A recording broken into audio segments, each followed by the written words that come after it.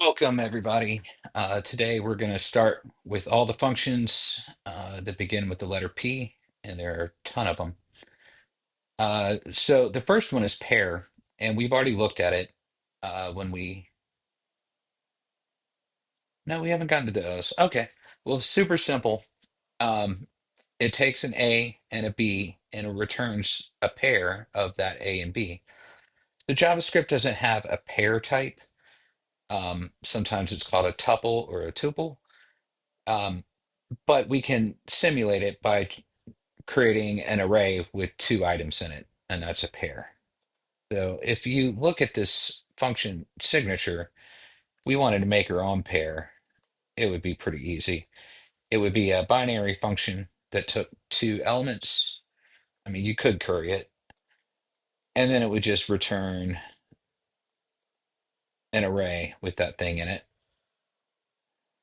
So if we log pair and we wanted to pair a taco with the number 32, and we console it, we get a pair with a taco and 32. It takes two arguments called first and second and returns an array at first and second, just like that. So I don't think we need to go too much farther into it. And I don't feel like looking at, yeah, we have done those. Yeah, I forgot the order of my alphabet. Sorry. Um, yeah, we've looked at these. So we can skip that. But that's pair. So we're going to move right along. Actually, I'm going to look at the implementation of the function briefly. Yeah, you pass it just like I made. You pass it a first and a second, two things, and it returns an array of those two things. You know, pairs are very useful. Um, they're just simple, and often simple things are useful. So let's jump straight into partial. A little bit more complicated. Um, I briefly looked at this. Let's read the definition first, since this is kind of scary looking, but it's really not that complicated. It takes a function f and a list of arguments, and it returns a function g. When applied, g returns the result of applying f to the arguments provided initially, followed by the arguments provided to g. So that's hard for me to understand just by reading it. But it says see also partialRight and curry.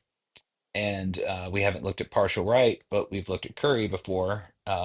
Chris looked at that in the first series 7 or 8 years ago.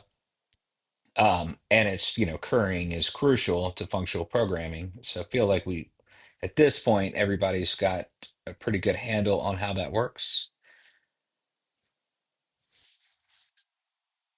So this is sort of like that whole,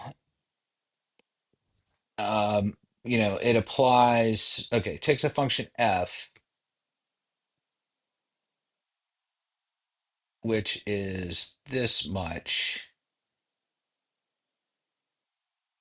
And so this function just basically takes however many arguments. So it's a variadic function, and it returns an x,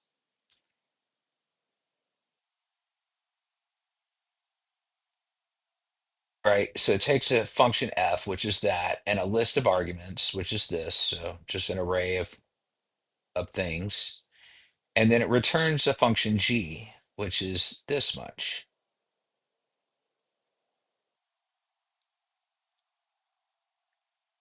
When applied, g returns the result of applying f to the arguments. So we apply f to these arguments,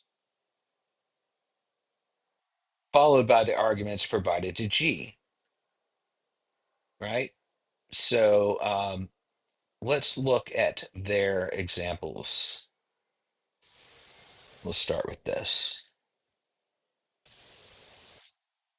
And before I get into it, let's see if no, there's not a good explanation. In fact, this is wrong. No, this is right. It takes an f and some args and returns a new function. And the new function is g. Okay, that's correct.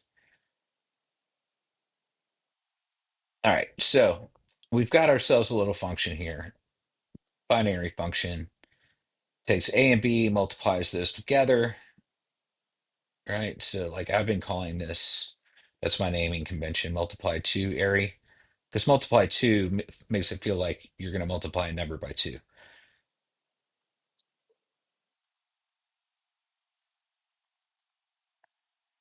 So what we do is we make a partial using multiply two array, and we pass it the number two. So this is like partially applying a function because this is not curried by default. If we had a function called multiply two or multiply curried, we would change it to this. And then we could make a function like here, partial multiply two array. We could do it like const multiply two and call multiply curried with two. It's basically doing the same thing. And then we provide the second argument b later when we call multiply two. But they've got a function that does this called partial. And that's why it says see also curry. It's similar. Like if you didn't have curried functions, this is one way you could do it using their partial function. But you pass the array or you pass the arguments in a list, not just individual arguments, and you can pass more than one. And here you have to pass it, or not here, but in the curried version, you would just pass one argument A, and then in another time you would pass the second argument. Here you could pass multiple arguments. So here we've got this function called double, which is going to multiply a number by three. And if we log this,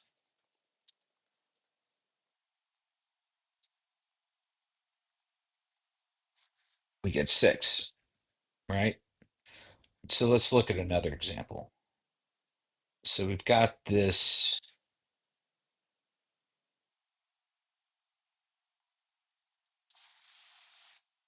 function called greet. It takes four arguments, all strings, and then it just formats a string, like a sentence.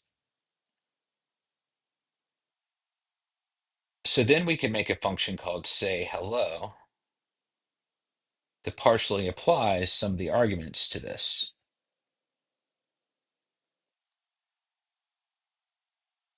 So we're going to partially apply to the function greet this first argument hello, which is going to be a salutation. So say hello is going to be the same function. It remembers the salutation part, which is hello. So it needs three more arguments before it can be fully applied, right? And give us like the final solution. So what's interesting though here is like we partially applied it with the first argument here. And then if we do say hello to Miss, we get say hello, Miss, but we're partially applying it to say hello, and say hello is partially applied to greet. So we're just like one at a time adding on more arguments. Um, we haven't fully applied it yet, but then, so we passed the first two arguments at this point. It just needs two more. And at that point, we could do log that Jane Jones. And if we run it, we get hello, Miss Jane Jones, right? So we could do another one where we partially applied it to Mr. and say hello to Mr. and change this to John.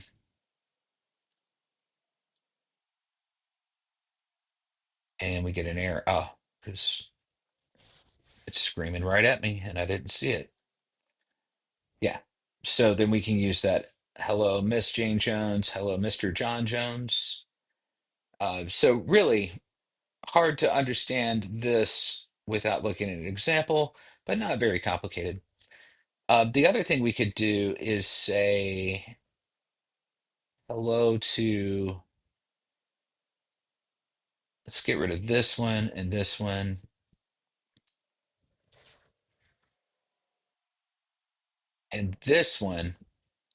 and let's partially apply greet with two arguments. Hello is the first one.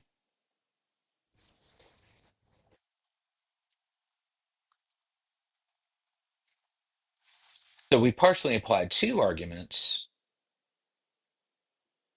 and we call that say hello to miss. So we partially apply two arguments to greet, and then call that function say hello to miss. And then we can call that function, and we should still get the same thing. Hello, Miss Jane Jones. And we do. Hello, Miss Jane Jones. So yeah, pretty cool. Um, not 100% necessary. Like if we didn't have this function, we could still do what we want by just currying functions. And of course, Ramda's functions are auto curried. So you can call it with one argument or two or all of them, in a case where the function took three arguments. But, this is pretty cool. And I think this is expected to be in a functional programming library or language like your Haskell and things like that. Um, but now that I've understand how it works by working through the examples, I want to read the definition again to see if the definition makes more sense. So it takes a function f, and in this case, f is greet. So we're like decorating a function. We're taking a function and doing something with it. So it takes a function f and a list of arguments, which is hello and miss, and it returns a function g, which we call say hello to miss. When applied, G returns the result of applying F to the arguments provided initially. So like it applies, it calls greet with hello and miss. Those are the initial arguments provided, followed by the arguments provided to G. So this function now is G, and we're going to provide the additional arguments. So just basically calls like the first ones, calls the function with the first arguments we provided, and then it gives it the second, like, or the rest of the arguments. So I feel like it's pretty straightforward now, and that I understand it. I am going to look at the implementation here, and I expect it to be a little complicated, and I am wrong. It's as simple as it can be. Create partial application passes the concat function, but the internal concat function because it has an underscore.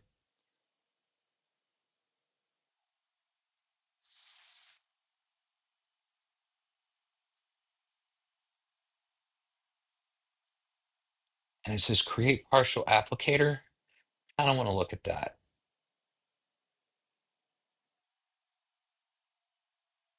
And again, I expect it to be a little more complicated than I want to get into.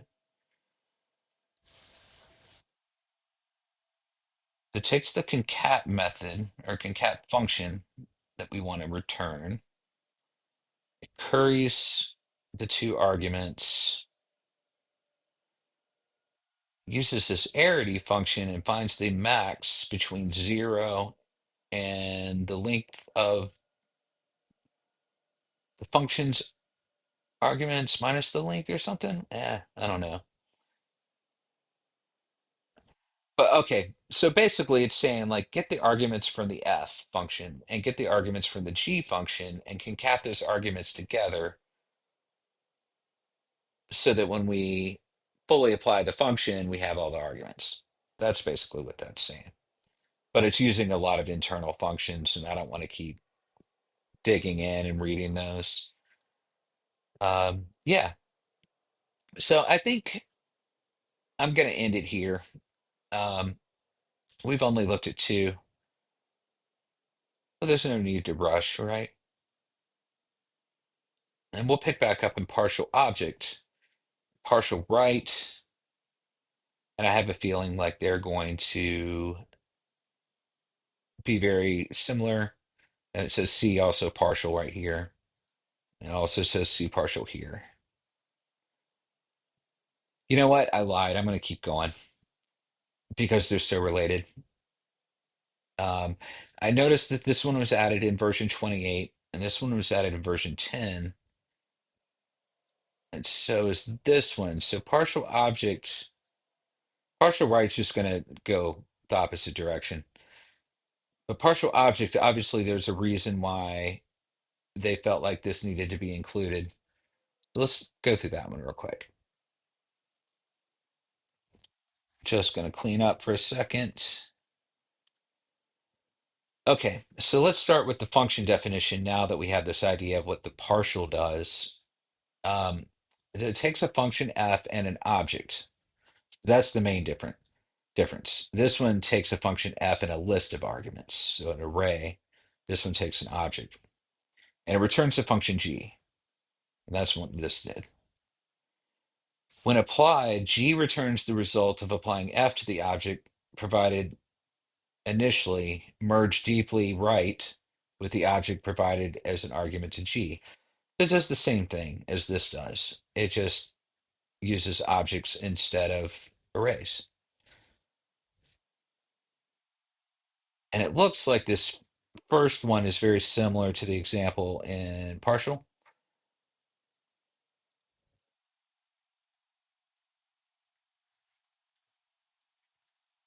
So we've got this multiply to array function that takes an object with two properties, A and B, and it multiplies the value of those two properties together and gives you the result. But if we partially apply if we, this partial object, we apply that to multiply to array, and we partially apply the first value, which is looking for an object with an A and a B, and we're passing it the A, then the first is 2. And then later, we call it again with an object with B, which is 2. And if we log that,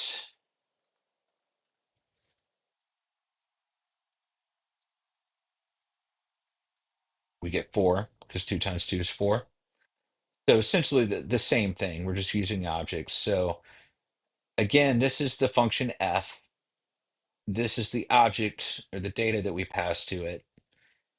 And once we partially apply it, double becomes our function g. And then when we apply g to this argument, first it applies f to this argument, and then g to this. So again, it's just curring. There's really nothing to it. Um, and we could do the same example, but we just did it. It's just using objects um, instead of an array. But when it's using arguments or objects, sorry, I tried to say objects and argument at the same time. Um, it's using objects. It's really going to focus on the value of the property in the object. So I don't think it's going to work with keys. Like it may, other than just locating the value by the key. Uh, but that's what I expect. Yeah. And then let's do partial right real quick. Um,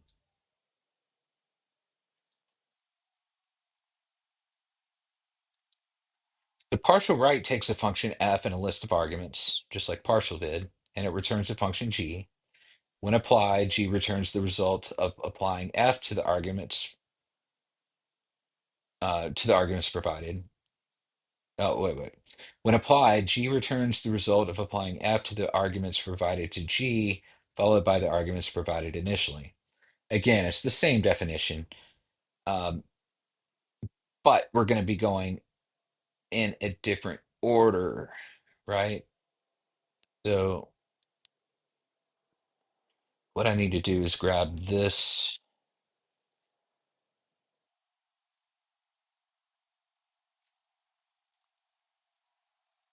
and it's hard to see if I comment it.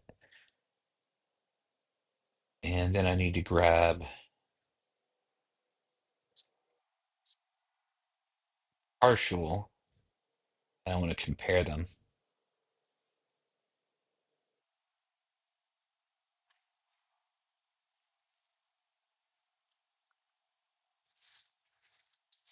All right. So the f function is the exact same,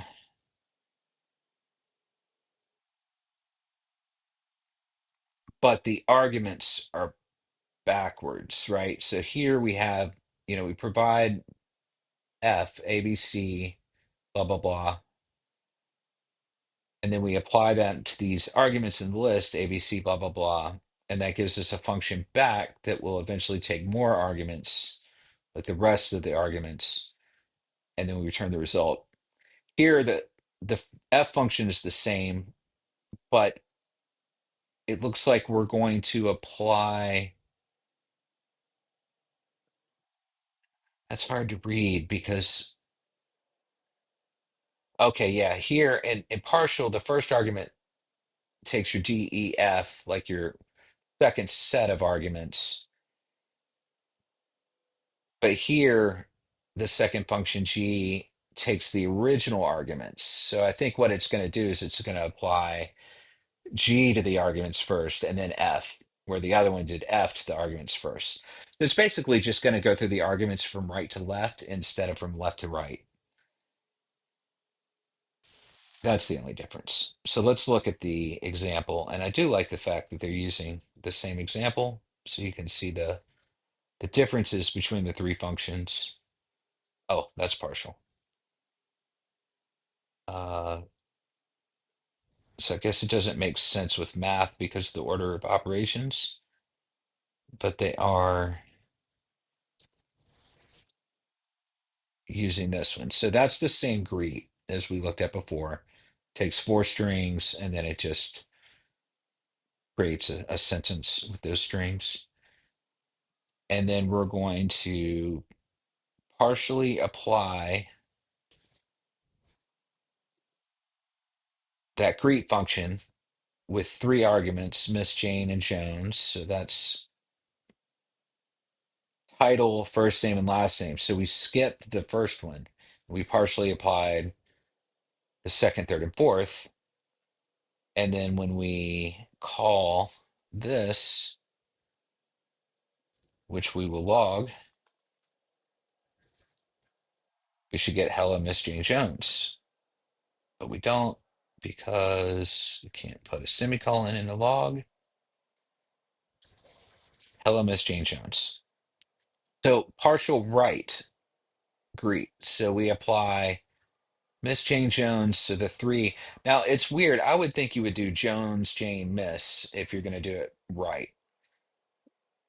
But it's, you give it three arguments and partially apply it to the function. It takes four, and it's just going to apply it like the last three. So if I did